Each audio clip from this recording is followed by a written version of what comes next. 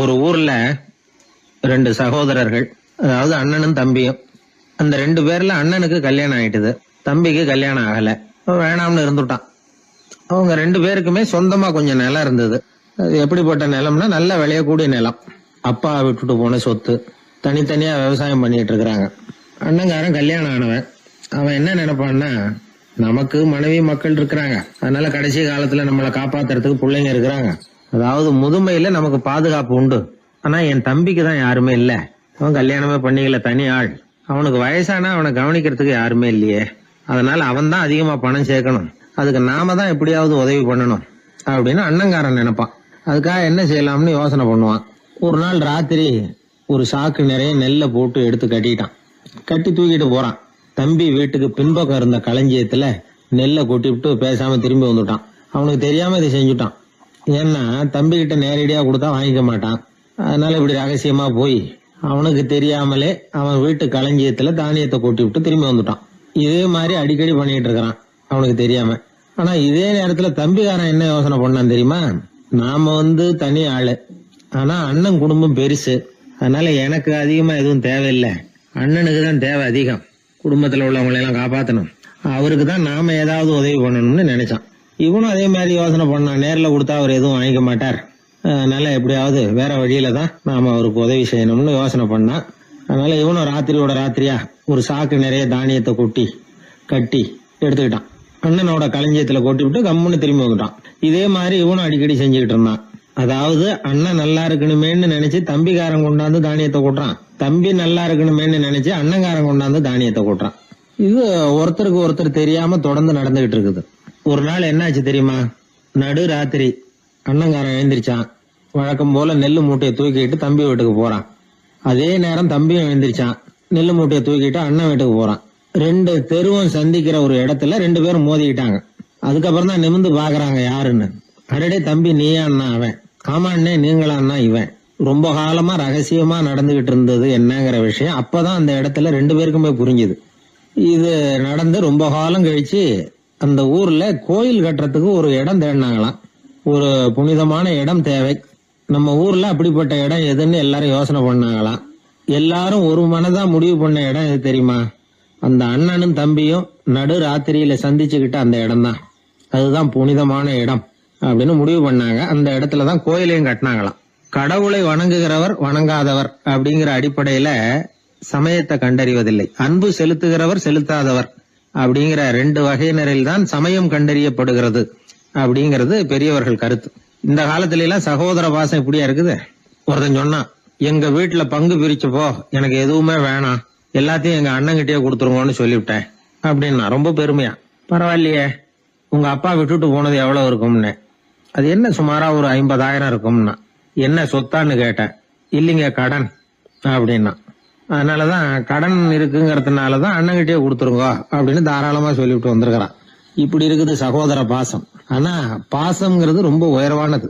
அது அண்ணன் தம்பிகள் எப்படி இருக்கணும் அப்படிங்கறதுக்கு அந்த அபூர்வ சகோதரர்கள் ஒரு உதாரணம். குடும்பத்துல மற்றவர்கள்ட்ட நேசத்தோடையும் பாசத்தோடையும் பழகினாதான் வாழ்க்கை இனிமையா அமையும். கல்யாணத்துக்கு போயிருந்தியே, எப்படி இருந்ததுன்னு கேட்டார் ஒருத்தர். எப்படி இருந்தது? சாப்பாடு சரியில்லை, சாம்பார்ல உப்பு பத்தல, இப்படி அடுக்கிக்கிட்டே போனார் அடுத்தவர். இது ஒரு மனித சுபாவம். எப்பவுமே எதிர்மறையான செய்திகளை பேசுறதுலதான் மனிதனுக்கு ஆர்வம் அதிகம். எது சரியில்லைங்கிறத சொல்றதுக்கு தான் அவன் ஆசைப்படுறான், எது சரியா இருந்ததுங்கிறத சொல்றதுக்கு அவன் ஆசைப்படுறது இல்ல. இப்ப எல்லாரும் சொல்லுவாங்களே, ஒரு பெரிய வெள்ளைத்தாள்ல நடுவுல ஒரு சின்ன கருப்பு புள்ளிய வைங்க, அத ஒருத்தர்கிட்ட காட்டி இது என்னன்னு கேட்டா கருப்பு புள்ளின்னு தான் சொல்லுவார். ஒரு சின்ன கருப்பு புள்ளியத்தான் அவர் கவனிக்கிறார், அந்த புள்ளிய சுற்றி இருக்கிற விசாலமான வெள்ளை பகுதியை அவர் கவனிக்கிறது இல்ல. இது மனித இயல்பு. ஒரு கண்ணாடி முன்னாடி போய் நிக்கிறோம், முகத்தை பாக்குறோம், கொஞ்சம் யோசனை பண்ணி பாருங்க. முகத்துல நமக்கு பிடிக்காத பகுதியை தான் முதல்ல கவனிப்போம். கன்னத்துல ஒரு பரு இருந்ததுன்னா அதுதான் முதல்ல நம்ம கண்ணுல படும். கருப்பா ஒரு மச்சம் இருந்தா அதைத்தான் நாம முதல்ல கவனிக்கிறோம். ஒரு சின்ன காயம் இருந்ததுன்னா ரொம்ப கவனிச்சு கூர்ந்து பாக்குறோம். அதை சுற்றி இருக்கிற அழகான பகுதிகள் எல்லாம் அதுக்கு அப்புறம் தான். அவ்வளவு தூரத்துக்கு ஏன் காலையில ஒரு செய்தித்தாளை கையில எடுத்து புரட்டுறீங்க, எதிர்மறையான செய்திகளை தான் முதல்ல பாக்குறோம், ஆக்கப்பூர்வமான செய்திகள்லாம் அதுக்கப்புறம் தான். எதிர்மறையான செய்திகள் தான் பத்திரிகைகளின் விற்பனையை உயர்த்துது. இப்ப ஒரு கும்பல்ல கலவரம், பத்திரிகையில செய்தி எப்படி வருது? கலவரத்துல 10 பேர் உயிரிழந்தார்கள் அப்படின்னு தான் வரும். அந்த கலவரத்துல 918 பேர் உயிரோடு திரும்பி போனார்கள் அப்படின்னு போடுறது இல்ல. எத்தனை பேர் இறந்து போனாங்க அப்படிங்கிறது தான் பத்திரிகைக்கு முக்கியம். ஏன்னா மனித மனம் அதை தான் கவனிக்குது. பாதகமான செய்திகளே பத்திரிகைகள்ல அதிகமா வருது, எதிர்மறையான செய்திகளுக்கு தான் அதிக முக்கியத்துவம் கொடுக்கப்படுது. இதனால என்ன ஆகுது தெரியுமா? இந்த உலகத்துல எங்க பார்த்தாலும் கொலையும் கொள்ளையும் விபத்தும் உயிரிழப்பும் தான் நடந்துகிட்டு இருக்கு அப்படிங்கறது மாதிரி ஒரு பிரமை. இந்த உலகத்துல மகிழ்ச்சிகளை எல்லாம் நாம மறந்துடுறோம். வாழ்வின் வெளிச்சங்களை எல்லாம் நாம இழந்துடுறோம். இன்னைக்கு விமான விபத்துல 214 பேர் உயிரிழந்தார்கள் அப்படிங்கிறது எதிர்மறையான செய்தி. இன்று விமானம் மூலமாக 2 லட்சம் பேர் சௌக்கியமாக பயணம் செய்தார்கள் அப்படிங்கிறது நேரடியான செய்தி. ஆனாலும் செத்ததுதான் செய்தியா வரும். சௌக்கியமா போனவங்களை பத்தி வெளியில தெரியாது. வாழ்க்கையின் சாதகமான அம்சங்கள்ல கவனம் செலுத்துறதுக்கு நாம கத்துக்கணும். இந்த உலகத்துல நாம மகிழ்ச்சியா இருக்கிறதுக்கு எவ்வளவோ விஷயங்கள் உண்டு. அதையெல்லாம் கவனிச்சு பாக்குறதுக்கு நாம கத்துக்கணும். ஒரு நாள் பூராவும் நல்லா நடந்துகிட்டு இருப்பீங்க. ஏதோ ஒரு நேரத்துல வாழைப்பழத்தோல்ல காலை வச்சிருப்பீங்க, வழிக்கு விழுந்துட்டீங்க. வழிக்கு விழுந்ததுதான் நமக்கு பெருசா தெரியும். நாலு பூரா நாம நல்லா நடந்துகிட்டு இருந்தோமே அப்படிங்கறது தெரியாது பெருசா. நமது பலம் என்னங்கறதுலதான் அதிக கவனம் தேவை. தோல்வி மனப்பான்மை இது நெகட்டிவ் ஆட்டிடியூட்ஸ். தாழ்வு மனப்பான்மை நெகட்டிவ் செல்ஃப் இமேஜ். எதிர்மறையாவே நினைக்கிறது பேசுறது அப்படிங்கிற குணத்தை மாத்திக்காதவன் எந்த காலத்திலயும் முன்னேற முடியாது. அப்படிப்பட்டவன் வெற்றிகரமான மனிதனும் கிடையாது. ஆகையினால வாழ்க்கையில வெற்றி பெற விரும்புகிறவர்கள் எதிர்மறை மனோபாவத்தை மாற்றிக்கொள்ளுங்கள். நெகட்டிவ் விஷயங்கள்ல இருந்து உங்க கவனத்தை திருப்புங்க. பாசிட்டிவ் விஷயங்கள்ல கவனத்தை செலுத்துங்கள். ஒரே விஷயத்த கூட சில பேர் பாசிட்டிவா எடுத்துக்குவாங்க, சில பேர் நெகட்டிவா எடுத்துக்குவாங்க. ஒரு சத்திரத்துல 2 சாமியார்கள் சந்திச்சுக்கிட்டாங்களாம். தங்களுடைய சொந்த கதைகளை அவங்க பேசிக்கிட்டாங்க. ஒரு சாமியார் சொன்னார், எனக்கு சம்சாரம் இல்ல, அதனாலதான் நான் சாமியார் ஆயிட்டேன் அப்படின்னார். இன்னொருத்தர் சொன்னார், எனக்கு சம்சாரம் இருக்கா, அதனால நான் சாமியார் ஆயிட்டேன் அப்படின்னார். அதனால வாழ்க்கைய அவரவர்கள் பாக்குற பார்வை வேற வேற மாதிரி. எதையும் எதிர்மறையா எடுத்துக்கப்படாது, ஆக்கப்பூர்வமா எடுத்துக்கணும். அப்படிங்கறத புரிஞ்சுக்கிட்டோம்னா நம்ம வாழ்க்கையில வெற்றி நிச்சயம். நான் கணக்குல ரொம்ப வீக்கு சார் அப்படின்னு சொல்லிக்கிறதுல நம்மள பல பேர் வெக்கப்படுறது இல்ல. நம்ம மூளை கணக்கு போட எப்பவும் தயாரா தான் இருக்குது. ஆனா அதை நாம சரியா உபயோகப்படுத்துறது இல்ல, அதுதான் விஷயம். கம்ப்யூட்டர் வந்த பிறகு இன்னமும் சௌகரியமா போச்சு. கணக்கு போடுற வேலையெல்லாம் அதுகிட்ட ஒப்படைச்சிட்டோம். கம்ப்யூட்டரை விட வேகமா மனுஷனால கணக்கு போட முடியுமா அப்படின்னா முடியுமா? ஆனா முடியும்னு நிரூபிச்சு காட்டினவங்க இந்த உலகத்துல ஒரு 10-20 பேர் தான். ஒரு பென்சிலோ காகிதமோ இல்லாம 17 இலக்க எண்களை கூட கூட்டி கழிச்சு பெருக்கி வகுக்கிறாங்க. நீங்க பிறந்ததுல இருந்து இந்த வினாடி வரைக்கும் எவ்வளவு காலம் ஆயிருக்குது அப்படின்னு கேட்டா அதை நொடிகள்ல சொல்றாங்க. ஒரு புஸ்தகத்தை கொடுத்து படிக்க சொல்லி அதுல மொத்தம் எத்தனை எழுத்து இருக்குது அப்படின்னு கேட்டா கரெக்டா சொல்லி விடுறாங்க. இப்படிப்பட்ட திறமைசாலிகள் இந்த உலகத்துல இருக்கத்தான் செய்யறாங்க. அது சரி, அவங்களால மட்டும் அது எப்படி முடியுது? இதுக்கு சரியான விளக்கத்தை இதுவரைக்கும் யாரும் சொல்லல. இந்த கணக்கு புலிகள், கணித மேதைகள் எப்படி அவ்வளவு பெரிய கணக்கெல்லாம் போடுறாங்கன்னு கேட்டா அதுக்கு யாராலையும் சரியான விளக்கம் கொடுக்க முடியல. ஆனா அவங்க எல்லாம் கொஞ்சம் கூட அலட்டிக்காம கணக்கு போட்டு சொல்லி விடுறாங்க. இவ்வளவுக்கும் அவங்க கணக்கு கல்வியை முறையா கத்துக்கிட்டவங்களா அப்படின்னு கேட்டா அதுவும் கிடையாது. சோவியத் ஆய்வாளர் ஒருத்தர் முதல் தடவையா இது சம்பந்தமா ஆச்சரியமான ஒரு முடிவை சொல்லி இருக்கிறார். அவர் என்ன சொல்றாருன்னா, கம்ப்யூட்டர்களையே தோக்கடிக்கக்கூடிய வேகத்துல கணக்கு போடுகிற திறமையுள்ள மூளை இயற்கையிலேயே சில பேருக்கு மட்டும்தான் இருக்குங்கிறது சரியில்லை. இந்த உலகத்துல பிறந்த எல்லாருடைய மூளைக்குள்ளேயும் ஒரு கம்ப்யூட்டர் மூளை இருக்குது அப்படிங்கிறார் அவர். நம்ம கிட்ட இருக்கிற சாதாரண மூளைக்கு அபாரமான திறமை இருக்குதான். இப்போ உதாரணத்துக்கு ஒரு மாமரத்துல உச்சி கிளையில ஒரு நல்ல மாங்காயை பாக்குறோம். ஒரு கல்லை எடுத்து குறி பார்த்து வீசுறோம். ஒரு தடவை இல்லைன்னா கூட இன்னொரு தடவை கரெக்டா பார்த்து அடிச்சு விடுறோம். மாங்காய் கைக்கு வந்துடுது. இது சாதாரணமா எல்லாரும் செய்யக்கூடிய ஒரு காரியம். இதுல கவனிக்க வேண்டியது என்னன்னா, கண் அமைக்கிற நேரத்துக்குள்ள மனுஷ மூளை அந்த கல்லோட எடை, மாங்காய் இருக்கக்கூடிய உயரம், தூரம், எரிய வேண்டிய விசையின் அளவு, வேகம் எல்லாத்தையும் கணக்கு போட்டு சொல்லி விடுது. அதுக்கப்புறம் தான் கல்லை வீசுறோம். நம்ம அறியாமலேயே நமக்குள்ள நடக்கிற ஒரு அதிசயம் இது. மனுஷன் படைச்ச கம்ப்யூட்டரால இவ்வளவு சிக்கல் நிறைந்த விஷயத்த இவ்வளவு சீக்கிரத்துல கணக்கு போட முடியாதான். அதனாலதான் மனித மூளைக்குள்ள ஒரு கம்ப்யூட்டர் மூளை, அதாவது கணக்கு போடுகிற மூளை இருக்குது, அது இயங்குது அப்படிங்கறத அதுல இருந்து புரிஞ்சுக்க முடியும்னு சொல்றாங்க. இத உயிர் கம்ப்யூட்டர் அப்படின்னு சொல்லலாமா, பயோ கம்ப்யூட்டர். இயற்கை என்ன பண்ணி இருக்குதுன்னா, இந்த உயிர் கம்ப்யூட்டர் விசைய அணைச்சு விட்டு உணர்வு மூளையின் செயல்பாட்டை திறந்து விட்டுருக்கு. அதனால உணர்வு மூளையை உபயோகிக்கிற மனுஷன் தன்னுடைய இயற்கை திறமையை மறந்துட்டு தானே வளர்த்துக்கிட்ட திறமையின் மூலமா சிந்திக்க ஆரம்பிச்சான்.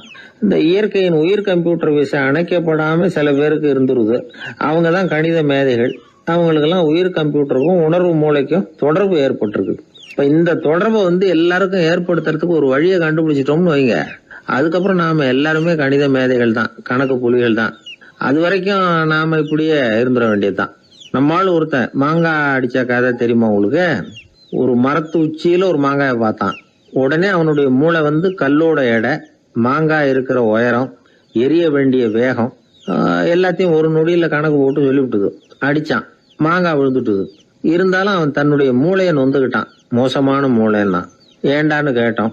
என்னுடைய மூளை எல்லாத்தையும் சரியா கணக்கு போட்டு சொல்லிவிட்டுது, இருந்தாலும் ஒரு விஷயத்த என்கிட்ட சொல்லாம விட்டுட்டுது அப்படின்னா. என்னத்தேன்னு கேட்டோம். அந்த தோட்டத்துக்கு சொந்தக்காரன் என் பின்னாடி 10 அடி தூரத்துலதான் நின்றுகிட்டு இருக்கிறாங்கிறத எனக்கு கணக்கு போட்டு அது சொல்லாம விட்டுட்டுது அப்படின்னா. முதுவை தடவிக்கிட்டேன். ஒருத்தர் முகத்தை உம்முன்னு வச்சுக்கிட்டு வந்துகிட்டு இருந்தார். ஏன்னு கேட்டாங்க. யாரு என்ன பார்த்தாலும் உடனே முகத்தை திருப்பிட்டு போடுறாங்க சார் அப்படின்னார். உங்ககிட்ட பிரியமா பேசுற நண்பர்களே கிடையாதா அப்படின்னு கேட்டாங்க. அப்படி யாரும் இல்லையே அப்படின்னாராம். அதிகமா நமக்கு நண்பர்கள் கிடைக்கணும்னா அதுக்குன்னு சில உத்திகள் இருக்கு. அமெரிக்க எழுத்தாளர் ஒருத்தர் சொல்லியிருக்கிறார் அப்படின்னு சொன்னாங்களாம், விவரம் தெரிஞ்சவங்க. அப்படின்னு அதை எனக்கும் கொஞ்சம் சொல்லி கொடுங்களேன் அப்படின்னு கேட்டிருக்காரு இவர். உடனே அதை பத்தி அவர்கிட்ட சொல்ல ஆரம்பிச்சாங்களாம். அது என்னன்னா, முதல் குறிப்பு என்னன்னா, எதிரில் உள்ளவங்க நிறைய பேசுறதுக்கு வாய்ப்பு கொடுக்கணுமா. நம்ம பத்தியே பேசிட்டு இருக்க கூடாதான். அவர் பேசுற விஷயம் எதுவா இருந்தாலும் ஆமா நல்லது அப்படின்னு சொல்லி ஏத்துக்கணுமா. இது ஒரு குறிப்பு. 2வது குறிப்பு என்னன்னா, கூடுமான வரைக்கும் யாருகிட்டயும் அனாவசியமா வாதம் பண்ணிட்டு இருக்க கூடாது. 3வது குறிப்பு என்னன்னா, எந்த பிரச்சனையையும் அடுத்தவங்க கண்ணோட்டத்திலேயே பார்க்கணும், நம்ம கண்ணோட்டத்திலேயே பார்த்துட்டு இருக்க கூடாது. எப்பவுமே அடுத்தவங்க மனோபாவத்தை நாம புரிஞ்சு வச்சிருந்தோம்னா நம்மள யாராலையும் ஜெயிக்க முடியாது. 4வது குறிப்பு என்னன்னா, ஒருத்தர்கிட்ட பேச ஆரம்பிக்கிறப்பவே இயல்பா அன்பா ஆரம்பிக்கணும்.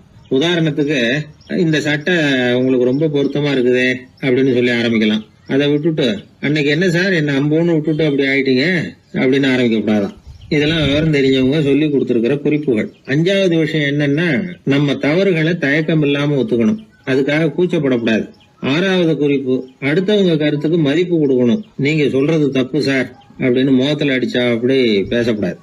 7வது விஷயம் என்னன்னா, சில பேர் எப்ப பார்த்தாலும் சவால் விட்டுக்கிட்டே இருப்பாங்க. அனாவசியமான சவால் சில பேரால தவிர்க்க முடியாது, அப்படி விடக்கூடாதான். 8வது கருத்து, நம்ம கருத்து என்னவோ அதை எதிராளியின் வாயிலிருந்து வரவழைக்கணும். அப்படி வரவழைக்கிறதுக்கு முயற்சி பண்ணணும். இது ஒரு முக்கியமான கருத்து. அப்புறம் 9வது குறிப்பு என்னன்னா, நம்ம யோசனைய புதிய முறையில சொல்லி பார்க்கலாம். அடுத்தவங்க சொல்ற யோசனையை ஏத்துக்கணும். அந்த யோசனை மகா மோசமா இருந்தா கூட அதை ஏத்துக்கிற மாதிரி நடிக்கலாமா, அது கூட தப்பு இல்லைங்கிறாங்க. 10வது குறிப்பு ரொம்ப முக்கியமானது. அதாவது அனாவசியமா பொய் சொல்லக்கூடாது. அப்படி எப்பவாவது பொய் சொல்ல வேண்டிய அவசியம் வந்துட்டுதுன்னு வைங்க, பெரிய பொய்யா சொல்லி பண்ணுமா, அதை நம்பும்படியா சொல்லணுமா. சில சமயம் தேவைப்பட்டா பொய்ய உண்மையா கூட மாத்திக்கலாமா. அது எப்படி பொய்ய உண்மையா மாத்திக்கிறது அப்படின்னா, இப்ப எனக்கு கார் ஓட்ட தெரியும்னு நண்பர்கள் கிட்ட பொய் சொல்லியாச்சு. நண்பர்கள் நிஜமாவே ஒரு காரை கொடுத்து ஓட்டுன்னு சொல்றதுக்கு முன்னாடி ஏதாவது ஒரு டிரைவிங் ஸ்கூல்ல சேர்ந்து கார் ஓட்டுறதுக்கே கத்துக்கிறது. இது ஒரு உதாரணம். இது மாதிரி பொய்ய உண்மையாக்கக்கூடிய சில உத்திகள் உண்டு. அதனால சில பிரச்சனைகளை தீர்த்திட முடியுமா. அப்புறம் 11வது குறிப்பு என்னன்னா, உயர்ந்த நோக்கங்களை மட்டும் வெளியில பேசணும். உள் மனசு எவ்வளவு ஒட்டடை படிஞ்சு கிடந்தாலும் பரவாயில்ல, அதை பத்தி பேச வேண்டியதில்லை. 12வது குறிப்பு சொல்றாங்க, சிறந்த நல்ல நண்பர்களை தேடிதான் பெற வேண்டியிருக்கும், அவ்வளவு சுலபமா கிடைச்சிட மாட்டாங்க அப்படின்னு சொல்றாங்க. இவ்வளவு குறிப்புகளும் அமெரிக்க நிபுணர் ஒருத்தர் சொல்லி வச்சிருக்கிறார். இப்படி எல்லாம் நடந்துகிட்டா நமக்கு நல்ல நண்பர்கள் கிடைப்பாங்களாம். முயற்சி பண்ணி பார்க்கணும். இந்த காலத்துல எல்லாம் எத்தனையோ விதமான நண்பர்கள் உண்டு. ஒருத்தர் ரொம்ப கவலையோட நின்றுகிட்டு இருந்தார். கண்ணு கலங்கி இருந்தது. ஏன் இப்படி கவலையோட நின்றுகிட்டு இருக்கிறீங்க அப்படின்னு கேட்டோம். என்னுடைய நண்பன் ஒருத்தன் ஒரு நாள் கோபத்துல என்னை பார்த்து சொல்லிவிட்டான், உன்னோட 1 வருஷத்துக்கு பேச மாட்டேன் போ அப்படின்னு சபதம் போட்டுட்டான் அப்படின்னார். அதுக்காகவா இப்படி கவலைப்பட்டுக்கிட்டு கண் கலங்கி நிக்கிறீங்க அப்படின்னு கேட்டோம். இதுக்கு அவரு சொன்னார், நான் அதுக்காக கவலைப்படல சார், அந்த 1 வருஷ கெடு என்னையோட முடியுது, அதை நினைச்சுதான் கவலைப்படுறேன், கண்ணீர் விடுறேன் அப்படின்னாராம் சோகமா. ஒருத்தர் ரொம்ப கவலையோட வந்தார். ஏன் இப்படி ஒரு மாதிரியா வர்றீங்க அப்படின்னு கேட்டேன். அவர் என்ன நிமிர்ந்து பார்த்தார். என்னை பார்த்து ஒருத்தன் பைத்தியம்னு சொல்லிவிட்டான் சார், அவன் அப்படி சொன்னதுக்கு அப்புறம் தான் நான் இப்படி ஆயிட்டேன்னாரு. அதுக்காக நீங்க பெருமைப்படுங்க, வருத்தப்படாதீங்கன்னு. அவருக்கு ஒன்னும் புரியல. அவரு என்ன ஒரு மாதிரியா பார்க்க ஆரம்பிச்சுட்டார். நான் உடனே ஓஷோ சொல்லி இருக்கிற சில கருத்துக்களை அவர்கிட்ட எடுத்து சொன்னேன். இத பாருங்க, இந்த உலகத்துல பல பெரிய மேதாவிகள்லாம் சாதாரண மக்கள் கண்ணுக்கு பைத்தியமா தான் தெரிஞ்சிருக்கிறாங்க அப்படின்னு விவரத்தை சொன்னேன். ஏன்னா மத்தவங்க மாதிரி அவங்க கவலைப்படுறது இல்ல, எதுக்கும் இறுக்கம் அடையறது இல்ல, சாவை கண்டு பயப்படுறது இல்ல, அற்பமான மகிழ்ச்சிக்கு ஆசைப்படுறது இல்ல. அவங்க முழுமையா வாழறாங்க. மத்தவங்களை இது பாதிக்குது. ஏன்னா இவங்களால அவங்க மாதிரி அலட்டிக்காம இருக்க முடியறது இல்ல. அதனால வெறுக்க ஆரம்பிச்சு விடுறாங்க. அவன் கிடக்குறான் பைத்தியக்காரன் அப்படின்னு சொல்லி அவங்களுக்குள்ளேயே ஆறுதல் அடையறதுக்கு முயற்சி பண்றாங்க. இதுதான் இன்னைக்கு உலகத்துல நாம பாத்துக்கிட்டு இருக்கிறது. ஆனா ஒரு உண்மை என்ன தெரியுமா? இந்த உலகத்துல பைத்தியக்காரர்களும் புத்தி சுவாதீனம் இல்லாதவங்களும் தான் மகிழ்ச்சியாவும் கொண்டாட்டமாவும் இருக்க முடியும். அதனால நமக்கெல்லாம் புத்தி சுவாதீனத்துடன் கூடிய ஒரு பைத்தியக்காரத்தன்மை இருக்கிறது நல்லதுதான். அப்படி இருந்தாதான் வாழ்க்கையை கொண்டாட முடியும். ஒரு மனநல மருத்துவமனையில ஒருத்தர் சிகிச்சைக்காக சேர்ந்திருந்தார். சேர்ந்து 1 வருஷம் ஆச்சு. தான் குணமாயிட்டோங்கிறது அவருக்கு தெரிஞ்சு போச்சு. டாக்டர் கிட்ட விவரத்தை சொன்னார். இது மாதிரி எனக்கு மனசுல தோணுதுங்க, நான் தெளிஞ்சுட்டேன் போல இருக்கு அப்படின்னு அவர் சொல்லியிருக்கிறார். அவரும் சொன்னார், நீங்க சொல்றது சரியாதான் இருக்கும், இருந்தாலும் உங்களை இங்கேயே வச்சிருந்து சில சோதனைகள்லாம் பண்ணி பார்த்துட்டு அதுக்கப்புறம் வீட்டுக்கு அனுப்புறோம் அப்படின்னார். சரிங்கன்னார் அவரு. அதே மாதிரி அவரை மேற்கொண்டு கொஞ்ச நாள் தங்க வச்சு சோதனைகள்லாம் பண்ணி பார்த்துட்டு இவர் சொல்றது உண்மைதான்னு தெரிஞ்சது. இவர் புத்தி சுவாதீனம் சரியா இருந்தது, இவர் நல்ல நிலைமைக்கு வந்துட்டாருங்கிறது டாக்டருக்கு புரிஞ்சது. அதுக்கப்புறம் சரி, நீங்க சொன்னது சரி, இனிமே நீங்க வீட்டுக்கு போகலாம் அப்படின்னு சொல்லி அனுப்பி வச்சார். இவர் வீட்டுக்கு வந்துட்டார். அதுக்கப்புறம் இவர் தன்னுடைய அனுபவங்களை சொன்னாராம். எப்படி இருந்தது மருத்துவமனை வாழ்க்கை அப்படின்னு கேட்டிருக்கிறாங்க நண்பர்கள்லாம். அப்போ இவர் சொன்னாராம், இத பாருங்க, நான் 1 வருஷம் பைத்தியங்களோட பைத்தியமா வாழ்ந்தேன். அதுல கொஞ்சம் கூட எனக்கு சிரமம் தெரியல. அந்த 1 வருஷமும் 1 வினாடியா போனது மாதிரி இருக்குது. ஆனா நான் புத்தி தெளிஞ்சதுக்கு அப்புறம் 1 வாரம் அவங்களோட இருந்தேன் பாருங்க, அந்த 1 வாரம் தான் எனக்கு 1 யுகமா தெரிஞ்சது. அவ்வளவு கஷ்டப்பட்டேன் அப்படின்னாராம். அதனால ஒரு கூட்டத்திலிருந்து வேறுபட்டு வாழறதுங்கிறது கொஞ்சம் சிரமம் தான். பைத்தியங்களுக்கு மத்தியில பைத்தியமா இருந்துடலாம், பைத்தியங்களுக்கு மத்தியில புத்தி சுவாதீனம் உள்ளவனா இருக்கிறதுக்கு ரொம்ப சாமர்த்தியம் தேவைப்படுது. அதனாலதான் இந்த உலகத்துல நாம வாழும் பொழுது மற்றவர்களை அனுசரிச்சு வாழணும். பைத்தியங்களுக்கு மத்தியில பைத்தியமா இருந்தாதான் சுகம் அப்படிங்கிறது தான் இவங்க சொல்ல வர்ற உண்மை. ஹிட்லர் ஒரு சமயம் ஒரு பைத்தியக்கார ஆஸ்பத்திரிக்கு போனாராம் பார்வையிடறதுக்காக. மன நோயாளிகளை எல்லாம் வரிசையா நிறுத்தி வச்சிருந்திருக்கிறாங்க. அவர் வந்த உடனே எல்லாரும் ஹிட்லர் வாழ்கன்னு கத்தணும் அப்படின்னு அங்க உள்ள டாக்டர் சொல்லி வச்சிருக்கிறார். ஏற்கனவே சொல்லி வச்சிருக்காரு, ஹிட்லர் வரப்போறார், வந்தது எல்லாரும் ஹிட்லர் வாழ்கன்னு நீங்க சொல்லணும், கத்தணும்னு சொல்லி வச்சிருக்காரு. சரின்ட்டு நிக்கிறாங்க. ஹிட்லர் வந்தார். சொல்லி வச்சது மாதிரி எல்லாரும் கத்துனாங்க, ஹிட்லர் வாழ்கன்னு. ஒருத்தர் மட்டும் கத்தாம அமைதியா நின்னுகிட்டு இருந்தார். ஹிட்லர் அவர்கிட்ட போய், ஏன் நீங்க மட்டும் ஹிட்லர் வாழ்கன்னு சொல்லாம நிக்கிறீங்கன்னார். அதுக்கு அவர் மெதுவா, நான் பைத்தியக்காரன் இல்ல, டாக்டர் அப்படின்னாராம். அதனால பைத்தியங்களோடு பைத்தியமா வாழறதுங்கிறது ஒரு சுகம். இந்த உலகத்துல ஏற்கனவே நான் சொன்னது மாதிரி பைத்தியக்காரர்களும் புத்தி சுவாதீனம் இல்லாதவங்களும் தான் மகிழ்ச்சியாகவும் கொண்டாட்டமாகவும் இருக்க முடியும். அதனால புத்தி சுவாதீனத்துடன் கூடிய ஒரு பைத்தியக்காரத்தன்மை நமக்கு தேவை. அந்த நுட்பத்தை புரிந்து கொண்டு நம்முடைய வாழ்க்கையை நாம கொண்டாடுவோம்.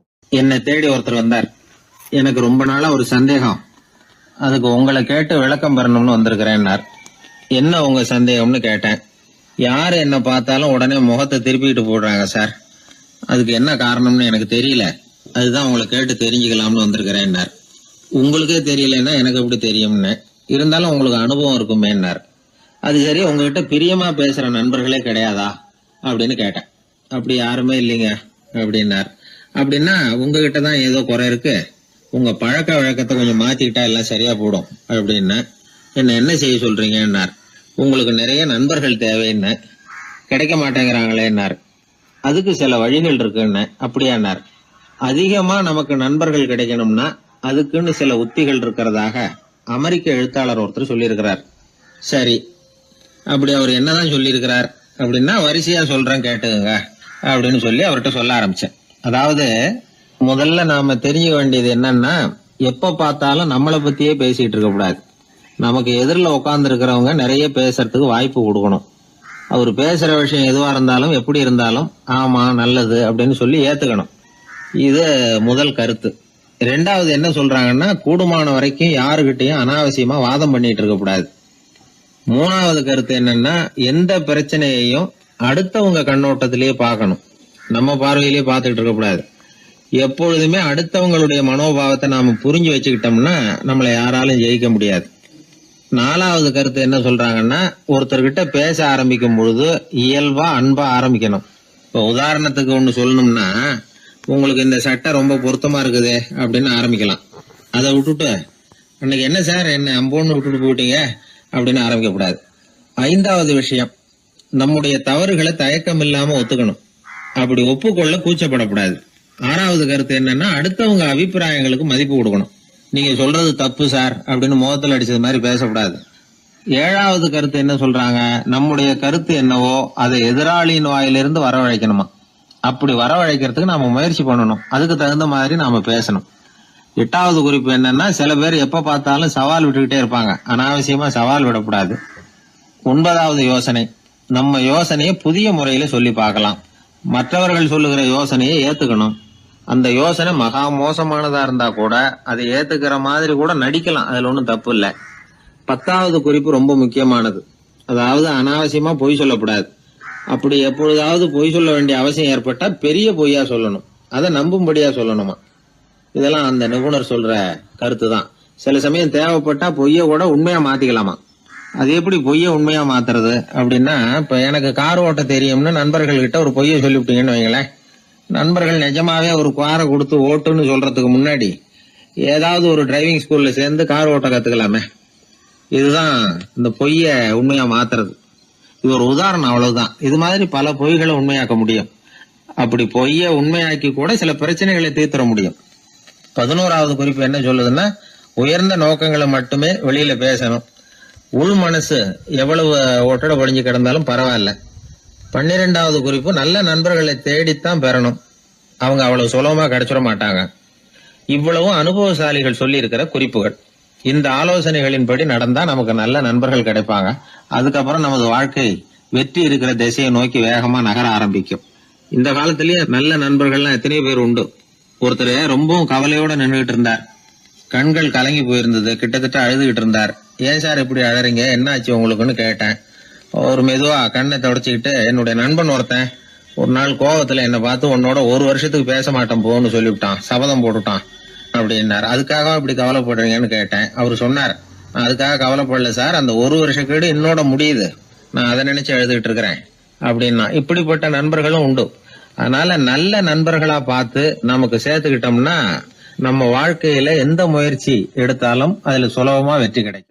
11ஆம் நூற்றாண்டுல ஒரு புகழ்பெற்ற இறைநேச செல்வர் வாழ்ந்து வந்தார்.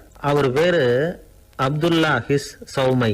இப்போ சோவியத் ரஷ்யாவில் உள்ள ஜீலான்கிற நகரத்தோட புறநகர் பகுதியில நீப்புன்னு ஒரு ஊர், அங்கதான் அவர் இருந்தார்.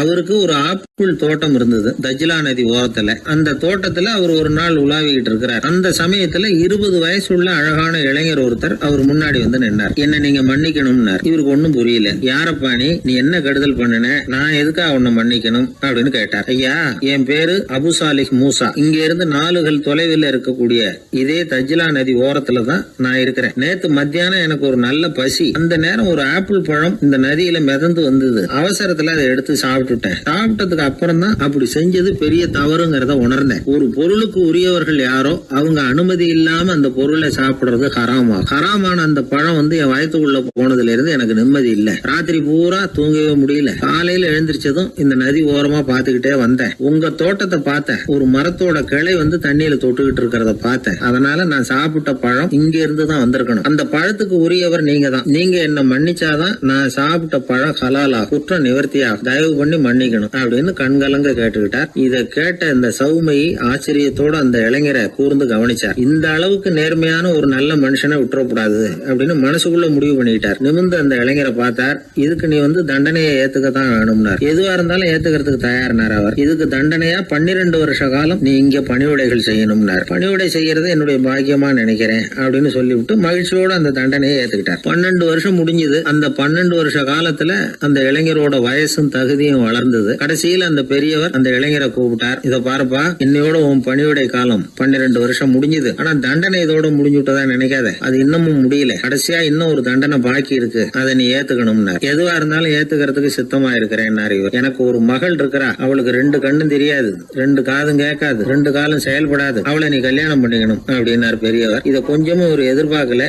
திகைச்சார். அடுத்த நிமிஷம் சரி, இதையும் நான் மனப்பூர்வமா ஏத்துக்கிறேன். இறைநேசர் செல்வர் சௌமை அவர்கள் அவர்களுடைய புதல்வி பாத்திமாவுக்கும் இளைஞர் அபுசாலிஹ் மூசாவுக்கும் அடுத்த சில தினங்கள்ல முறைப்படி திருமணம் நடந்தது. திருமணத்துக்கு அப்புறம் மணமகளை பார்த்த அந்த இளைஞர் திகைச்சு போயிட்டார். ஏன்னா அந்த பெரியவர் சொன்னதுக்கு நேர்மாறா இருந்தார். பாத்திமா உடல் குணம் எதுவும் கிடையாது, ரொம்ப அழகா இருந்தாங்க. மறுநாள் சௌமையை அபுசாலிக கூப்பிட்டு இதுக்கு விளக்கம் சொன்னாராம். என் மகளுக்கு கண்ணு தெரியாதுன்னு சொன்னதுதான் சொல்லியிருந்த நேத்து முன்னாடி சொன்னேன். அது எந்த விதமான தீய காட்சிகளும் அவ கண்ணுக்கு தெரியாதுன்னு தான் அர்த்தம். காது கேட்காதுன்னு சொன்ன தீய விஷயங்களை அவ கேட்க மாட்டான்னு அர்த்தம். கால்கள் செயல்படாதுன்னு சொன்ன வீட்டை விட்டு தீமையான இடங்களுக்கு அவ போக மாட்டான்னு அர்த்தம் அப்படின்னா. 12 வருஷத்துக்கு முன்னாடி உன்னை முதல் முறையா பார்த்தப்பவே உண்மை என்னுடைய சீடரா மானசீகமா ஏத்துக்கிட்டேன் அப்படிங்கிற விவரத்தையும் சொன்னாராம். இந்த இளைஞர் அபுசாலிஹ் பிற்காலத்துல ஒரு பெரிய ஆன்மீக மேதையா உயர்ந்தார். அந்த தம்பதிகளுக்கு 60வது வயசுல ஒரே ஒரு குழந்தை பிறந்தது. அந்த ஃபாதர் ஜிலானி முஹைத்தீன் ஆண்டகை, அதாவது அந்த குழந்தை தான் ஆன்மீக பேரரசர் முஹைத்தீன் ஆண்டகை.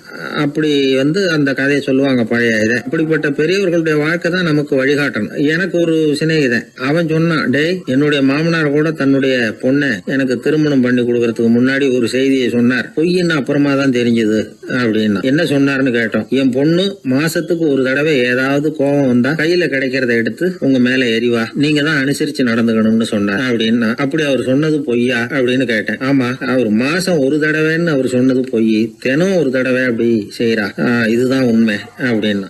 ஒரு சீடன் அந்த காலத்துல அஹிம்சைக்கு மரியாதை அதிகமா இருந்தது. இந்த காலத்துல இம்சைக்கு அதிக மரியாதை.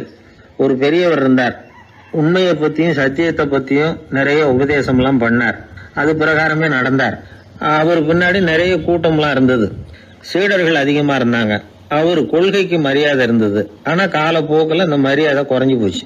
அவர் பின்னாடி போன கும்பலும் குறைஞ்சு போச்சு. இது ஏன்? இப்படி ஒரு கேள்வி கேட்டார் ஒருத்தர். அதுக்கு பதில் சொல்ல வந்தார் ஒருத்தர். அவரு ஒரு கதையை சொன்னார், சீக்கிய கதை. அதாவது மகான் குருநானக் உபதேசம் பண்ணிக்கிட்டு இருந்த காலம். அவர் பின்னாடி ஏகப்பட்ட கூட்டம் போற இடமெல்லாம் மக்கள் வெள்ளம் அவர் பின்னாடியே போயிட்டு இருந்ததுதான். அவர் எந்த ஊருக்கு போனாலும் எல்லாரும் பின்னாடியே போனாங்க. இந்த கூட்டத்தையும் அவங்க கிட்ட இருக்கிற ஆர்வத்தையும் போனார் ஒருத்தர். அவரு குருநானக்கோட நண்பர். அவர் நேரா போய் குருநானக்க பார்த்தார். ஆகா, உங்களுக்கு தான் எத்தனை 1000 சீடர்கள் அப்படின்னார். குருநானக் இதை கேட்டுட்டு லேசா சிரிச்சார், அவ்வளவுதான், பதில் எதுவும் சொல்லல. கொஞ்ச நாள் கழிச்சு குருநானக் ஒரு ஊரை விட்டுட்டு இன்னொரு ஊருக்கு புறப்பட்டார். ஆயிரக்கணக்கான ஜனங்கள் பின்னாடி போனாங்க. சும்மா போல குரு மகாராஜுக்கு ஜே அப்படின்னு கோஷம் போட்டுக்கிட்டே போறாங்க. ஒரு சாலை ஓரமா போய்கிட்டே இருக்கிறாங்க. திடீர்னு ஒரு இடத்துல ஆகாசத்துல இருந்து செப்பு காசுகள் மழை மாதிரி கொட்டுச்சு. கோஷம் போட்டுக்கிட்டு வந்தவங்க எல்லாம் பாதி பேர் உடனே கதைஞ்சு ஓடினாங்க. அவங்களுக்கு கிடைச்ச செப்பு காசையெல்லாம் பொறுக்கிக்கிட்டு மடியில கட்டிக்கிட்டு சொல்லிக்காம கொள்ளாம நழுவி போயிட்டாங்க. அவர் இதையெல்லாம் கவனிக்காம தொடர்ந்து போயிட்டே இருக்கிறார்.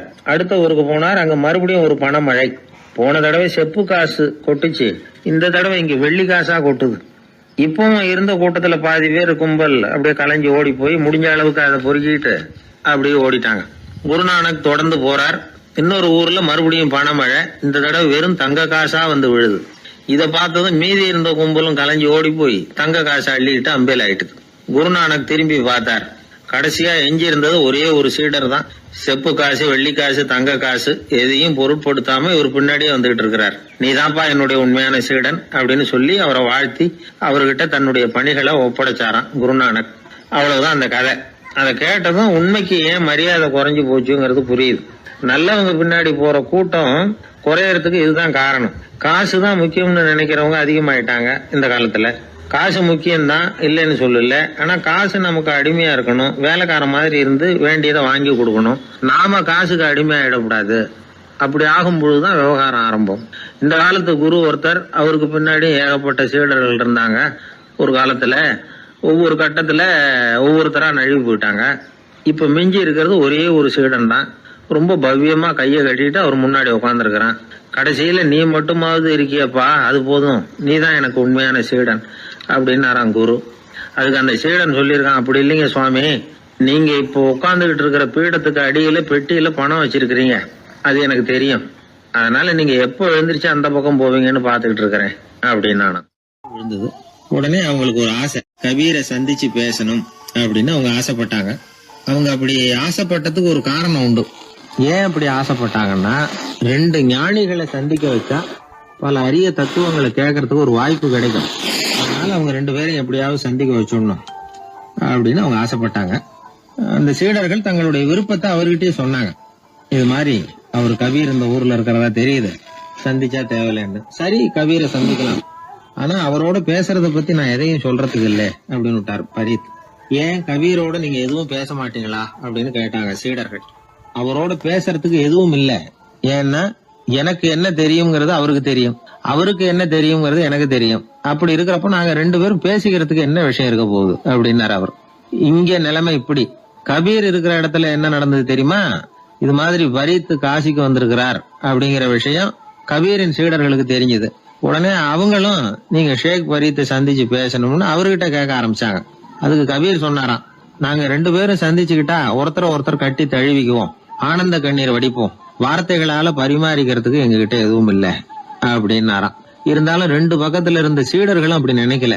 எப்படியும் இவங்க சந்திச்சுக்கிட்டா கொஞ்சமாவது பேசாம இருக்க முடியாது, ஏதாவது பேசிக்குவாங்க அப்படின்னு நினைச்சாங்க. அதனால தொடர்ந்து வற்புறுத்தினாங்க. கபீர் பரீத்தை தன்னுடைய ஆசிரமத்துக்கு அழைச்சார். அந்த ஊரின் எல்லைக்கே போய் அவரை அழைச்சிட்டு வந்தார். 2 பேரும் சந்திச்சாங்க. ஒருத்தர் கட்டி பிடிச்சுக்கிட்டாங்க. ஒருத்தர் கைய ஒருத்தர் பிடிச்சபடியே ரொம்ப நேரம் நின்றுட்டு இருந்தாங்க. ஆனந்த கண்ணீர் வழிஞ்சுது. கபீர் ஆசிரமத்துல 2 பேரும் மௌனமா உட்கார்ந்துருக்காங்க. ஏதாவது பேசுவாங்கன்னு சொல்லி எதிர்பார்த்துக்கிட்டே 2 பக்கமும் சீடர்கள் காத்துக்கிட்டு இருக்கிறாங்க. பேசுங்கன்னு சொல்லியும் பார்த்தாங்க.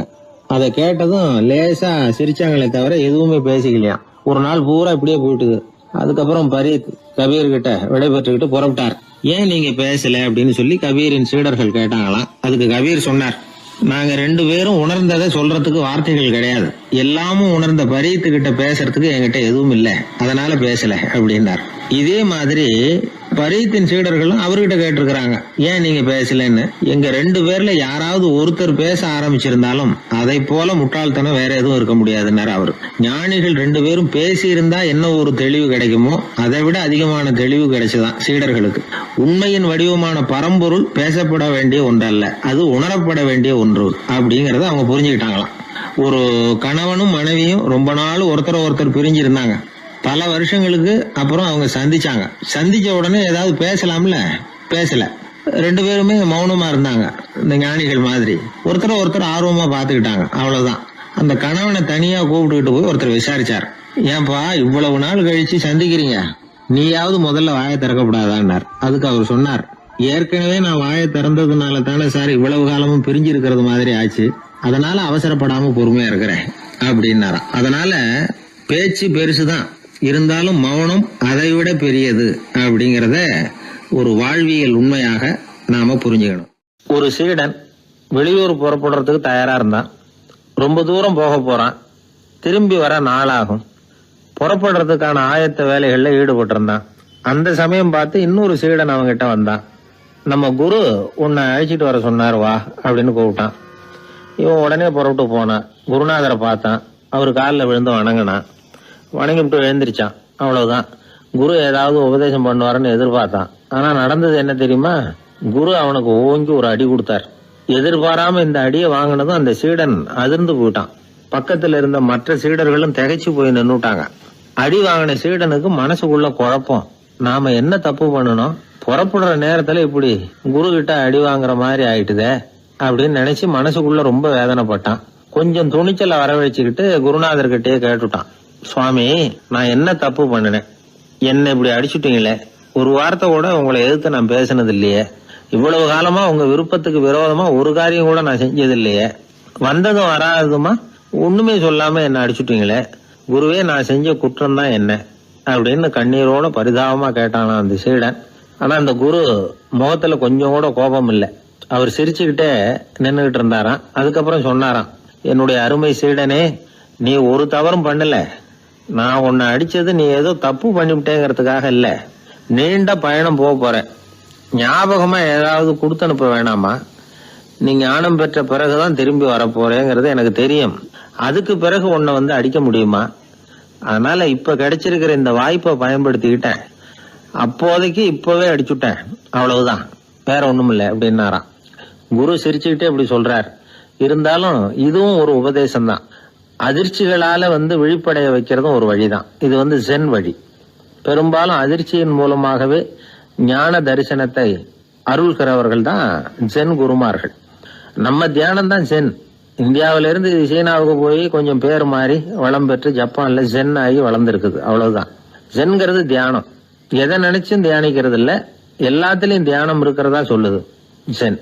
பேசுறது, இருக்கிறது, நடக்கிறது, சாப்பிடுறது, சிரிக்கிறது, தூங்குறது, தொழில் செய்யறது அல்லது சும்மா இருக்கிறது எல்லாமே தியானம் தான். சென்கிறது ஒரு சுய தரிசனம், தன்னைத்தானே அடையாளம் கண்டுகொள்கிறது தான். அது இல்லாத எதையும் தேடி கண்டுபிடிக்கிறது இல்ல. சென் மார்க்கத்தை பத்தி ஓஷோ என்ன சொல்றாரு தெரியுமா? காணாமல் போன தன்னுடைய மூக்கு கண்ணாடி தன்னுடைய மூக்கின் மேல் இருப்பதை கண்டுகொள்வது போன்றது சென் அப்படிங்கிறார். நம்மால் இன்னொருத்தர் முகத்தை ரொம்ப நேரமா உத்து பார்த்துக்கிட்டு இருந்தார். என்ன பாக்குறீங்கன்னாரு அவரு. நீங்க போட்டிருக்கீங்களே மூக்கு கண்ணாடி, அதை தான் பாக்குறேன்னாரு இவரு. நீங்க அப்படி பாக்குறதுக்கு விசேஷ காரணம் ஏதாவது உண்டான்னு கேட்டார் இவர். உண்டுன்னார். என்னன்னு கேட்டார். நேத்திக்கு காணாம போன என்னோட மூக்கு கண்ணாடி அது அப்படின்னாராம் இவர். எதிர்காலத்தை நினைச்சா எனக்கு ரொம்ப பயமா இருக்கு சார் அப்படின்னு சொல்றவங்க நிறைய பேர் இருக்கிறாங்க. அதாவது பயப்படாத மனிதர்கள்னு யாருமே கிடையாது. ஒவ்வொருத்தருக்கும் ஒவ்வொரு விதமான பயம் இருந்தாலும் ஒட்டுமொத்தமா பாக்குறப்போ மனிதனுக்கு 6 விதமான பய உணர்வுகள் வரலாம் அப்படின்னு பெரியவங்க சொல்றாங்க. எல்லா விதமான பயமும் இந்த 6 வகைக்குள்ள அடக்கம். அந்த 6 வகை பயமும் 6 எதிரிகள் மாதிரியாம். 6 எதிரிகளையும் புரிஞ்சுக்கிட்டோம்னா போதும், வாழ்க்கையில சுலபமா வெற்றி அடைய முடியும். சரி, அந்த 6 வகை பயம் என்னென்ன அப்படின்னு பாப்போம். முதல்ல வறுமை பற்றிய பயம், 2வது பழிச்சொல் பற்றிய பயம், 3வது உடல் நலம் பாதிப்பு பற்றிய பயம், 4வது என்னன்னா காதல் தோல்வி, 5வது முதுமை, 6வது மரணம். அதாவது பயப்படுறதுங்கிறது ஒரு மனநிலை தான். இந்த மனநிலையை கட்டுப்படுத்த முடியும், திசை திருப்ப முடியும். சரி, இந்த பயங்களின் அறிகுறிகள் எப்படி இருக்கும்? வறுமை பற்றிய பயம் அப்படின்னு முதல்ல சொன்னோம் இல்லையா? அந்த பயத்தின் அறிகுறிகளை தெரிஞ்சுக்குவோம். எதுலேயும் அக்கறை இல்லாம இருக்கிறது, ஒரு குறிக்கோள் இல்லாம இருக்கிறது, வறுமையை சகிச்சுக்கிறது, வாழ்க்கையில கிடைக்கிறது எதுவா இருந்தாலும் ஆட்சேபனை இல்லாமல் ஏத்துக்கிறது, மனசாலும் உடம்பாலும் சோர்ந்து போயிருக்கிறது, ஆர்வம், முனைப்பு, கற்பனை திறன் எதுவுமே இல்லாம இருக்கிறது. இதெல்லாம் தான் அந்த வறுமை பற்றிய பயத்தின் அறிகுறிகள். அடுத்தது ஒண்ணு பார்த்தோமே, பழிச்சொல் பற்றிய பயம். அதாவது அடுத்தவங்க நம்மளை குறை சொல்லி விடுவாங்களோ அப்படிங்கிற பயம். இதுக்கு அறிகுறி என்ன தெரியுமா? புதியவர்களை சந்திக்கிறதுக்கு பயப்படுறது, முடிவு எடுக்க முடியாம குழம்புறது, பிரச்சனைகளை தவிர்க்க விரும்புறது, தாழ்வு மனப்பான்மை, வரவுக்கு மீறி செலவு செஞ்சு இமேஜ உயர்த்திக்கிறது, குறிக்கோள் இல்லாத வாழ்க்கை. இதெல்லாம் தான் அதுக்கு அறிகுறிகள். 3வது பயம் உடல் நலம் பாதிப்பு பற்றிய பயம், அதாவது நோய் பற்றிய பயம். ஒரு உண்மை என்ன தெரியுமா? டாக்டரை சந்திக்கிற மனிதர்கள்ல 75% பேர் தங்களுக்கு நோய் வந்துட்டுதுங்கிற கற்பனையில இருக்கிறவங்களாம். நிஜமாவே நோய் கிடையாது அவங்களுக்கு. இந்த பயத்தின் அறிகுறிகள் என்னன்னா, வியாதிக்கான அறிகுறிகள் தன்னிடம் இருக்கிறதாக நினைச்சுக்கிறது, எந்த நேரமும் வியாதியை பத்தியே பேசி பேசி மனசை அங்கேயே வச்சிருக்கிறது, நோய் சம்பந்தமான செய்திகளை படிச்சு நமக்கு இப்படி ஆயிடுமோ அப்படின்னு வேதனைப்படுறது. இதெல்லாம் தான் அதுக்கு அறிகுறிகள். 4வது பயம் காதல் தோல்வி. இது ரொம்ப வேதனை, உடம்பையும் மனசையும் சீரழிச்சு விடும். ஆண்களை விட பெண்கள் தான் இந்த பய உணர்வுல அதிகமா பாதிக்கப்படுறாங்க.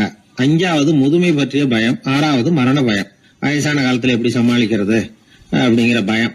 ஆக இதையெல்லாம் நாம புரிஞ்சுக்க வேண்டியது ரொம்ப அவசியம். இந்த 6 வகை பயங்களை சரியா புரிஞ்சுக்கிட்டு நாம நடந்துக்கணும். வாழ்க்கையின் முன்னேற்றத்துக்கு இந்த பயங்கள் முட்டுக்கட்டே ஆயிடக்கூடாது. உழைச்சி பணம் சேர்க்கணும், உற்சாகமா மனசை வச்சுக்கணும். மனசை கட்டுப்படுத்துகிற மார்க்கம் தெரிஞ்சுக்கிட்டா போதும், எல்லாம் சரியா வந்துடும். நம்ம ஆள் ஒருத்தன் சொன்னான், சார் எனக்கு வறுமை பற்றிய பயம் தான் இருந்தது, ஒரே ராத்திரியில 30,000 ரூபாய் தயார் பண்ணிவிட்டேன், இப்ப எனக்கு இன்னொரு பயம் வந்துட்டுதுன்னா. என்ன பயம்னு கேட்டாங்க. போலீஸ் கண்டுபிடிச்சிருமோங்கிற பயம்னா. இது இந்த பயத்துல அடங்காது. அதனால அஞ்சி சாவார், அஞ்சாத பொருள் இல்லை அப்படின்னு பாரதி சொன்னார் இல்லையா? அது மாதிரி பயத்தை புரிந்து கொண்டு அதற்கு தகுந்த மாதிரி நம்முடைய வாழ்க்கையை அமைத்துக் கொள்ள வேண்டும். அப்படி அமைத்துக் கொள்ளுகிறவர்களுக்கு வெற்றி நிச்சயம். ஒரு ஊர்ல ஒரு குரு இருந்தார். ஒரு நாள் அவரை தேடிட்டு ஒருத்தன் வந்தான். உனக்கு என்ன வேணும்னு கேட்டார் குரு. எனக்கு ஞான தெளிவு வேணும், அதுக்கு உங்க உபதேசம் எனக்கு தேவைன்னா. உபதேசம் வேணும்னா அதை பெற்றுக்கொள்ளுகிற அளவுக்கு தகுதி உள்ளவனா உன்னை தயார்படுத்திக்கணுமேன்னார். அதுக்கு நான் என்ன செய்யணும் சொல்லுங்கன்னா, முதல்ல நீ செய்ய வேண்டியது என்னன்னா, உங்ககிட்ட இருக்கிற எல்லா கெட்ட குணங்களையும் விட்டுட்டு 1 வருஷம் கழிச்சு வா, அப்புறம் பாக்கலான்னாரு. அவ்வளவுதானே, சரின்னு சொல்லிவிட்டு அவன் போயிட்டான். 1 வருஷம் கழிச்சு வந்தான். அவன் அங்க வந்து சேர்ந்த சமயத்துல அந்த ஆசிரமத்தின் மண் தரைய ஒரு வேலைக்காரன் பெருக்கி சுத்தம் பண்ணிட்டு இருக்கிறான். அந்த மண் தரையிலிருந்து எழுந்த புழுதி அதிகமா இருந்தது. அது காத்துல கலந்தது, சீடனையே மறைக்கிற அளவுக்கு ஆயிட்டுது. ஒரே புழுதி மயம். சீடனுக்கு கோபம் வந்துட்டுது. அந்த வேலைக்காரனை அடிக்கிறதுக்காக கைய வாங்கிட்டு போனான். அவன் ஓடி போய் குரு கிட்ட சொல்லிவிட்டான், குருவே, உங்க உத்தரவுப்படிதான் நான் தரையை சுத்தம் பண்ணேன், ஆனா அந்த ஆளு என்ன அடிக்க வர்றான் அப்படின்னா. குரு பார்த்தார், அந்த சீடனை கூப்பிட்டார். இத பாருப்பா, உன்னுடைய எண்ணங்கள்ல பாம்பு புகுந்துட்டுது, அதையெல்லாம் விரட்டி அடிச்சு விட்டு 1 வருஷம் கழிச்சு வா, அதுக்கப்புறம் பார்க்கலான்னு விட்டார். சீடன் யோசனை பண்ணான், சரின்னு சொல்லிட்டு போயிட்டான். 1 வருஷம் கழிச்சு மறுபடியும் வந்தான். இப்போ அவன் வர்ற சமயத்துல அந்த வேலைக்காரன் என்ன பண்ணான் தெரியுமா? குரு கட்டளைப்படி தரையை பெருக்கினான். அப்புறம் அந்த புழுதியை எடுத்து வேணும்னே அந்த சீடன் மேல தூவனான். அவ்வளவுதான், சீடனுக்கு மகாகம் வந்துட்டுது. அந்த வேலைக்காரனை பிடிச்சி கண்ணாமண்ணான்னு திட்டிவிட்டான். வேலைக்காரன் குரு கிட்ட ஓடனான், ஐயா, அந்த ஆளு வாய்க்கு வந்தபடியெல்லாம் திட்டுறான் அப்படின்னா. குரு பார்த்தார், ஓ அப்படியா, அப்படின்னா இந்த தடவை பாம்புகள் கிடையாது, இப்போ அவன் இதயத்துக்குள்ள நுழைஞ்சிருக்கிறது நாய், அதை விரட்டி அடிச்சு விட்டு இன்னும் ஒரு வருஷம் கழிச்சு அவனை வர சொல், அப்புறம் பார்க்கலாம் அப்படின்னு சொல்லி அனுப்பி வச்சுட்டார். சீடன் திரும்பி போயிட்டான். 1 வருஷம் கழிச்சு மறுபடியும் வந்தான். இப்ப அவன் வர்றப்போ என்ன செய்யணுங்கிறத அந்த வேலைக்காரங்கிட்ட குரு ஏற்கனவே சொல்லி வச்சிருக்கிறார். அது பிரகாரமே அவன் பண்ணனான். அவன் என்ன செஞ்சான் தெரியுமா? கூட்டி பெருக்கணும் புழுதியை எல்லாம் ஒரு வாளி தண்ணியில போட்டு நல்லா கலக்கி அந்த சீடன் தலையில ஊத்தினான். இவ்வளவு செஞ்சும் இந்த தடவை அவனுக்கு கோபமே வரல. அதுக்கு பதிலா அவனை பார்த்து நன்றின்னா. எதுக்கு நன்றி தெரியுமா? எதையும் சகிச்சுக்கிட்டு அமைதியா இருக்கும் குணத்தை கற்றுக்கொள்வதற்கு உதவியா இருந்ததுக்காக அந்த வேலைக்காரனுக்கு நன்றி. இத கேள்விப்பட்ட உடனே அந்த குரு ஓடி வந்தார். இவனை கட்டி பிடிச்சுக்கிட்டார். இனிமே நான் உனக்கு உபதேசம் பண்ணலாம், அதுக்கான தகுதி உனக்கு வந்துட்டுதுன்னார். இதுல இருந்து என்ன தெரியுது? ஒருத்தர்கிட்ட உபதேசம் வாங்கணும்னா கூட அதுக்குன்னு ஒரு தகுதி நமக்கு தேவைப்படுது.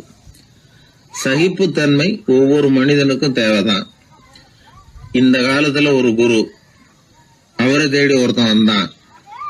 குரு அவனை நிமிர்ந்து பார்த்துட்டு சொன்னார், நீ முதல்ல சகிப்புத்தன்மையை வளர்த்துக்கிட்டு அதுக்கப்புறம் என்கிட்ட வாடினார். இவன் அவரை நிமிர்ந்து பார்த்துட்டு சொன்னான், குருவே, நான் உங்ககிட்ட வந்திருக்கிறதே சகிப்புத்தன்மையை வளர்த்துக்கிறதுக்காகத்தானே அப்படின்னு. ஒரு ஊர்ல ஒரு பெரியவர் இருந்தார். அவரு ஒரு கோடீஸ்வரர். நிறைய நல்ல காரியங்கள்லாம் செஞ்சுக்கிட்டு இருந்தார். அவரை தேடி நிறைய பேர் வருவாங்க. இவரும் தன்னால முடிஞ்ச உதவியை அவங்களுக்கு செய்வார். ஒரு சமயம் 3 பிச்சைக்காரர்கள் இவரை தேடி வந்தாங்க. ஏதாவது பொருள் உதவி பெறலாம்னு நினைச்சு 3 பேரும் ஒரே நேரத்துல வரல, தனித்தனியா வந்தாங்க. முதல் பிச்சைக்காரன் காலையில வந்தான். இவர் முன்னாடி வந்து நின்னான். ஐயா, எனக்கு 5 ரூபா வேணும், தயவு பண்ணி கொடுங்க அப்படின்னு கேட்டான். இவன் இப்படி கேட்டது அவருக்கு கோவம் வந்துட்டுது. என்ன இது, நான் ஏதோ உங்ககிட்ட கடன் பட்டிருக்கிறது மாதிரியும் அதை திருப்பி கொடுன்னு கேக்குறது மாதிரியும் இருக்குது. இவ்வளவு அதிகாரத்தோட பிச்சை கேட்கிறேன், எவ்வளவு துணிச்சல் உனக்கு 5 ரூபாயெல்லாம் தர முடியாது, இந்த 2 ரூபா எடுத்துட்டு ஓடு அப்படின்னு சொல்லி ஒரு 2 ரூபாயை தூக்கி எறிஞ்சார். அவன் அதை எடுத்துக்கிட்டு அங்க இருந்து போயிட்டான். அடுத்தபடியா மத்தியானமே ஒரு பிச்சைக்காரன் வந்தான். இவன் எப்படி கேட்டான் தெரியுமா? ஐயா, 10 நாளா ஒருவேளை உணவு கூட சாப்பிடல, தயவு பண்ணி எனக்கு உதவி பண்ணுங்கன்னா. உனக்கு எவ்வளவு வேணும்னு கேட்டார். நீங்களா பார்த்து எவ்வளவு கொடுத்தாலும் அது எனக்கு போதும்னா. இந்தா 10 ரூபா, இதை வச்சுக்கோ, ஏதாவது வாங்கி சாப்பிடுனார். அவன் அந்த 10 ரூபாய வாங்கிட்டு போயிட்டான். அதுக்கப்புறமா சாயந்தரமா 3வது பிச்சைக்காரன் வந்தான். இவன் கேட்ட விதம் எப்படி தெரியுமா? மகாராஜா, உங்களுடைய உயர்ந்த குணத்தை பத்தி நான் நிறைய கேள்விப்பட்டிருக்கிறேன், அதனால உங்களை பார்த்து தரிசனம் பண்ணிவிட்டு போகலாம்னு வந்தேன். அற வழியில வாழ்ந்து கொண்டிருக்கிற நீங்கள் தான் கண்கண்ட தெய்வம் அப்படின்னா. உடனே அந்த பெரியவர் என்ன சொன்னார் தெரியுமா? ஐயா, தயவு பண்ணி உட்காருங்க, நீங்க ரொம்ப களைச்சு போய் வந்திருக்கிறீங்க, முதல்ல சாப்பிடுங்க, மத்ததெல்லாம் அப்புறம் பார்க்கலாம்னு சொல்லி அவனை உட்கார வச்சு சாப்பாடு போட்டார். அவன் சாப்பிட்டு முடிச்சான்.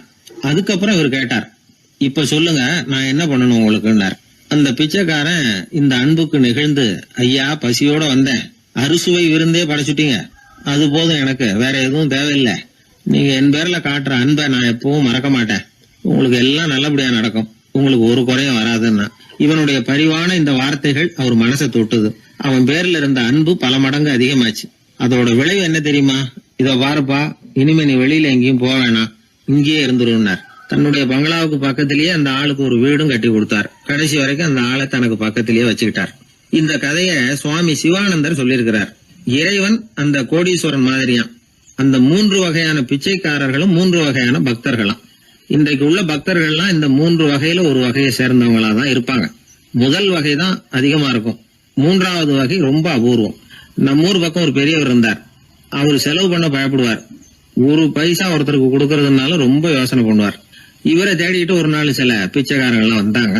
ஐயா, நாங்கெல்லாம் சேர்ந்து ஒரு பிச்சைக்காரர்கள் சங்கம்னு ஆரம்பிக்கிறோம்.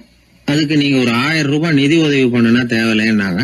அதெல்லாம் ஒன்னும் கொடுக்க முடியாது, அவ்வளவு பணம்லாம் என்கிட்ட கிடையாதுன்னு விட்டார் அவர். சரி, ஒரு 100 ரூபாயாவது கொடுங்களேன் அப்படின்னு கேட்டிருக்கிறாங்க. அதுவும் முடியாதுன்னார். இவங்க இன்னமும் இறங்கி வந்தாங்க. சரி, ஒரு 10 ரூபாயாவது கொடுங்க அப்படின்னு கேட்டு பார்த்தாங்க. அதெல்லாம் கிடையாதுன்னு ஒரே முடிவா சொல்றாரு அவர். கடைசியா ஒரு 10 காசாவது கொடுங்க சார், வாங்கிட்டு போறோம் அப்படின்னு கேட்டார் ஒருத்தர் இந்த கும்பல்ல இருந்து. அது கூட என்கிட்ட கிடையாதுன்னு ரொம்ப துல்லியமா சொல்லிவிட்டார் அந்த பெரிய மனிதர். அதாவது எதுவுமே கொடுக்க முடியாது, நீங்க போயிட்டு வாங்க விட்டார். அப்ப இந்த கும்பல்ல இருந்து ஒருத்தர் சொன்னார், சரி நீங்க எதுவுமே தர முடியாதுங்கிறீங்க, அப்படின்னா ஒண்ணு செய்யுங்களேன்னாங்க. என்ன செய்யணும்னார். பேசாம நீங்களும் எங்க சங்கத்துல ஒரு மெம்பரா சேர்ந்துருங்க அப்படின்னாங்களாம். இப்படி இருக்கிற மனிதர்கள் அதிகம். அதனால இந்த 3 பிச்சைக்காரர்கள் அப்படிங்கிற இந்த கதையிலிருந்து நாம புரிந்து கொள்ள வேண்டியது, எப்படி பேசணும், எப்படி பக்தி செலுத்தணும், எப்படி இந்த உலகத்துல வாழணும் அப்படிங்கிற கருத்து பூராவும் இந்த அறவுரையிலிருந்து நாம புரிந்து கொள்ளலாம். மனுநீதி சோழன் வரலாறு நமக்கு தெரியும். அது மாதிரி நீதி தவறாத ஆட்சியாளர்கள் பல பேர் இருந்திருக்கிறாங்க இந்த உலகத்துல. ஹசரத் உமர் பின் கத்தாப் அப்படின்னு ஒருத்தர், இஸ்லாத்தின் 2வது கலீஃபா இவர். அவருடைய ஆட்சி காலத்துல நடந்த ஒரு நிகழ்ச்சி. இந்த மன்னருக்கு ஒரு மகன், அவர் பேரு அபு ஷஹ்மா. அந்த மிசர் நாட்டு கவர்னர் அமர் பின் ஆஸ், அந்த மன்னருடைய மகன் கவர்னர் அவர்களுடைய கவனிப்புல இருந்தார். அந்த சமயத்துல ஒரு நாள் அவர் மதுபானா இருந்தனர். கவர்னருக்கு தெரிஞ்சு போச்சு. அவருக்கு தர்ம சங்கடமா போயிட்டுது. தவறு செஞ்சது மன்னருடைய மகன். கவர்னர் யோசனை பண்ணார். அவர் மெதுவா தன்னுடைய வீட்டுக்கு அழைச்சிட்டு வந்தார். அதிகமா அவரை கஷ்டப்படுத்தாம ஒரு சின்ன தண்டனை கொடுத்து பிரச்சனையை தீர்த்துட்டார். ஏதோ பேருக்கு ஒரு தண்டனை, அவ்வளவுதான். இது நடந்து கொஞ்ச நாள் கழிச்சு மன்னருக்கு இந்த விஷயம் தெரிஞ்சு போச்சு. தன்னுடைய மகன்கிறதுனால கவர்னர் லேசான தண்டனையோட விட்டுட்டார் அப்படிங்கறத புரிஞ்சுக்கிட்டார். உடனே கவர்னருக்கு தகவல் அனுப்பினார். அமர் பின் ஆஸ் அவர்களே, என்னுடைய மகன் மதுபானம் அருந்தி இருக்கிறான், அது உங்களுக்கு தெரிஞ்ச உடனே தண்டனை கொடுத்திருக்கிறீங்க. கலீஃபாவின் மகன்கிற காரணத்தினால குறைவான தண்டனையை கொடுத்ததாக கேள்விப்படுறேன். இது ஷரியத்தின்படி மாபெரும் குற்றம். உங்களுடைய நடத்தையும் மன்னிக்க கூடியதல்ல.